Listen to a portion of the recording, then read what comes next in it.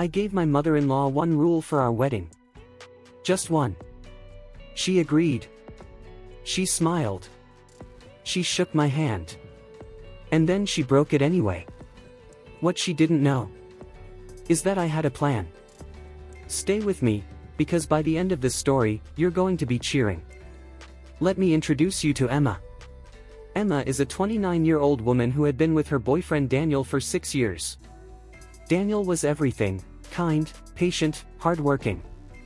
But his mother, Patricia was a different story. From the very first day Emma met her, Patricia made one thing crystal clear. No woman was ever going to be good enough for her son. She criticized Emma's job. She criticized Emma's family. She once showed up to their apartment unannounced, and rearranged Emma's kitchen. Without asking. But Emma loved Daniel. So she tolerated it. When Daniel proposed, Emma was the happiest woman alive. Until the planning began. Patricia immediately tried to take over everything. The venue? She had opinions. The flowers? She had opinions. The guest list? She had very strong opinions. Emma took a deep breath and sat down with Patricia privately. She said, very calmly, "Patricia, I respect that this is your son's wedding too. But there is one thing I need from you. Do not invite anyone to this wedding without asking us first. That's all I'm asking." Patricia looked her in the eyes and said, "Of course, sweetheart.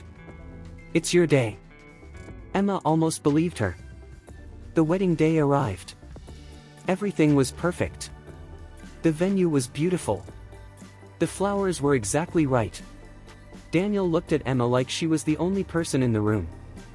Then, during the reception, Emma noticed a table of people she didn't recognize. She leaned over to her maid of honor and whispered, "Who are those people?" Her maid of honor went pale. "That's Patricia's book club. All 11 of them." Emma set down her champagne glass very slowly. Patricia had invited 11 strangers to Emma's wedding reception. Without asking. Without telling anyone. 11 extra people at a catered event that Emma and Daniel had paid for by the seat. Do you know how much 11 extra seats cost at a wedding reception? Emma knew. Because she had to figure it out very fast. Emma walked straight to the venue manager. She spoke quietly. She smiled the whole time. And she said, "Those 11 guests over there were not on our final list. Can you move them to the overflow room? With a nice bottle of wine. Compliments of the family." The manager nodded. Patricia's book club was quietly, politely, escorted out of the main reception hall. And into a side room. With folding chairs. And boxed wine. Patricia found out 20 minutes later. She stormed over to Emma. "How dare you move my guests?" Emma smiled sweetly and said, "Patricia, you had one rule. Just one. I told you not to invite anyone without asking. You chose not to follow it. So I made arrangements. Now please enjoy the reception. Your son and I are going to have our first dance." And she walked away. The room went quiet. Then someone started clapping. And then everyone joined in. Now, Patricia did not take this lying down. After the wedding, she called Daniel and told him Emma had humiliated her in front of everyone. Daniel listened to every word. And then he said something his mother did not expect. "Mom, Emma told you one thing. One rule. You broke it. Whatever happened after that, you brought on yourself. Emma is my wife. And you will respect her.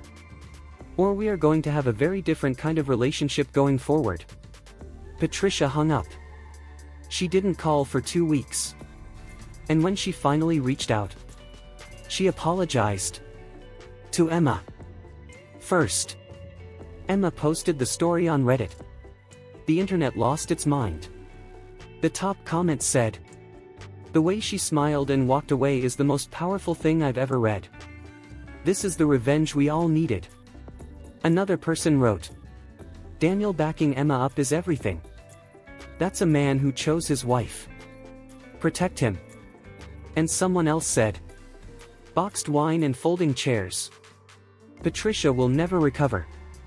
I have to be honest with you. When I read this story, I cheered out loud.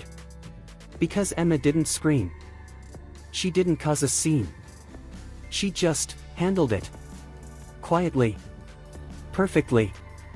With a smile.